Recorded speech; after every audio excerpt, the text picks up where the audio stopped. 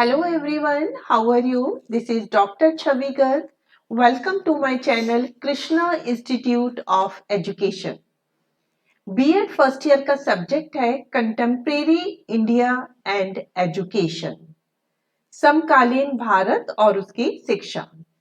तो इसका सिलेबस बहुत ही वास्ट है, तो बच्चों को समझ में ही नहीं आता है कि क्या पढ़े और क्या नहीं पढ़े। तो बच्चों की इसी डिफिकल्टी को सॉल्व करने के लिए मैंने कुछ इंपॉर्टेंट क्वेश्चन बनाए हैं।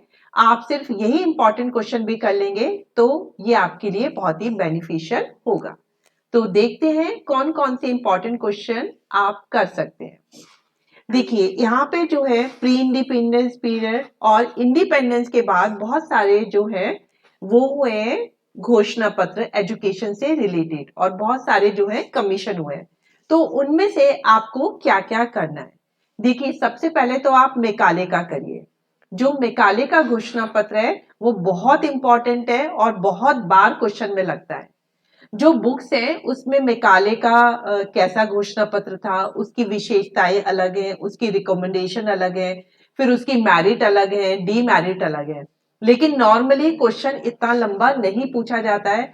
आप जितने भी घोषणा पत्र हैं सबका मीनिंग मतलब उसकी स्टार्टिंग और उनकी क्या क्या सिफारिशें या रिकमेंडेशन थी बस वही करिएगा। आपको बहुत ज्यादा डिटेल में जाने की जरूरत नहीं है। तो सबसे पहले आप करिए मेकाले का। सेकंड आप वुड्स का डिस्पैच करिए, वुड का आदेश पत्र भी काफी बार आता है। फिर आप जो है सार्जेंट रिपोर्ट कर लीजिए और आप नेक्स्ट कर सकते हैं कोठारी कमीशन और फिर आपको राधा कृष्णन कमीशन भी करना चाहिए और मुदालियर कमीशन। तो ये 6 कमीशन और घोषणा पत्र आप कर लीजिए तो आपका काफी कुछ आप जो है आपको इनसे कॉन्फिडेंस आ जाएगा। फिर एक लास्ट में इसमें करिए नेशनल पॉलिसी ऑफ एजुकेशन की क्या क्या सिफारिशें थी। तो ये नेशनल पॉलिसी ऑफ एजुकेशन भी आपसे पूछ लिया जाता है। अब नेक्स्ट क्वेश्चन आता है कि आपका एजुकेशन सिस्टम की ये कैरेक्टरिस्टिक पूछी जाती है।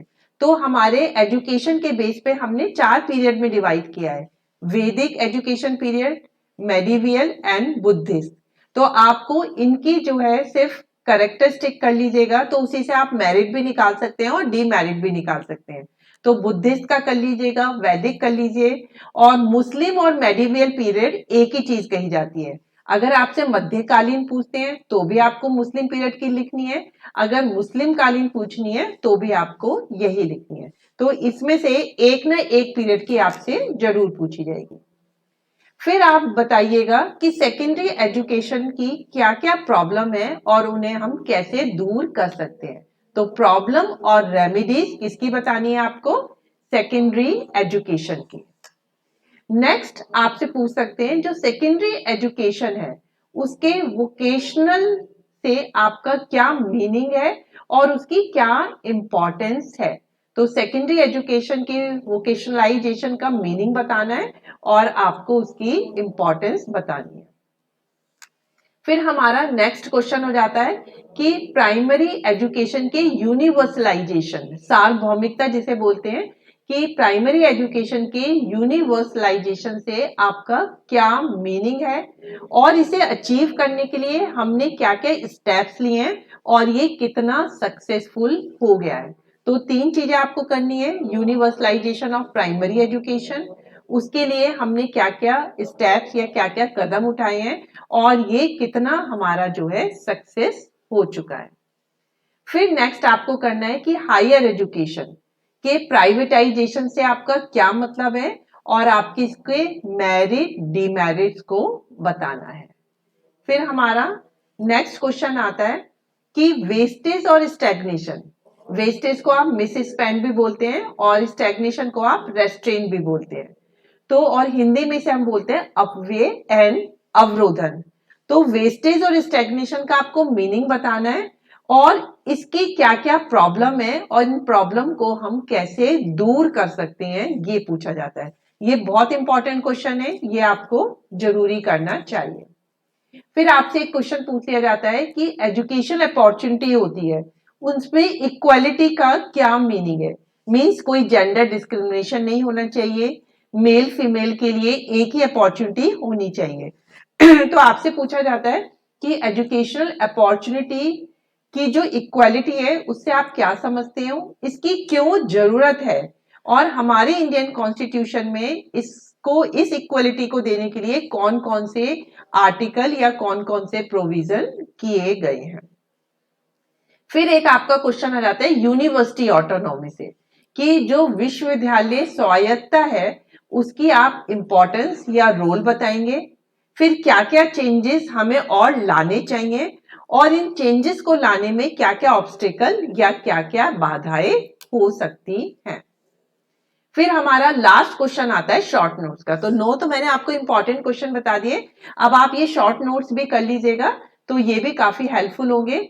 तो एक आपसे पूछा जाता है नेशनल क्यूरिकुलम फ्रेमवर्क 2005, ये ज्यादातर हर क्वेश्चन पेपर में आपसे पूछा जा रहा है। फिर आपसे पूछा जाता है कि सर्व शिक्षा अभियान के फीचर क्या क्या है, एक नवोदय विद्यालय के लक्ष्य क्या क्या है या इंपॉर्टेंस क्या है या ऑब्जेक्टिव क्या है। ये छोटे छोटे क्वेश्चन है, बहुत आराम से पढ़ते ही आपको याद हो जाते हैं। फिर यूजीसी के क्या क्या फंक्शन हो सकते हैं, ट्राई लैंग्वेज फॉर्मूला या जिसे आप त्रिभाषा सूत्र कहते हैं वो क्या क्या चीजें हैं, और नेशनल नॉलेज कमीशन या राष्ट्रीय ज्ञान आयोग की क्या क्या सिफारिशें हैं, और भारत में जो है इंडिया में पॉपुलेशन एजुकेशन का महत्व क्या है। और लास्ट आपका क्वेश्चन है वर्धा स्कीम, इसे बेसिक शिक्षा भी बोलते हैं, बुनियादी शिक्षा भी बोलते हैं, गांधी जी ने ये शुरू करी थी, इसे वर्धा स्कीम ऑफ एजुकेशन भी बोलते हैं। तो इसकी मेन विशेषताएं और प्रिंसिपल आपसे पूछ लिया जाता है।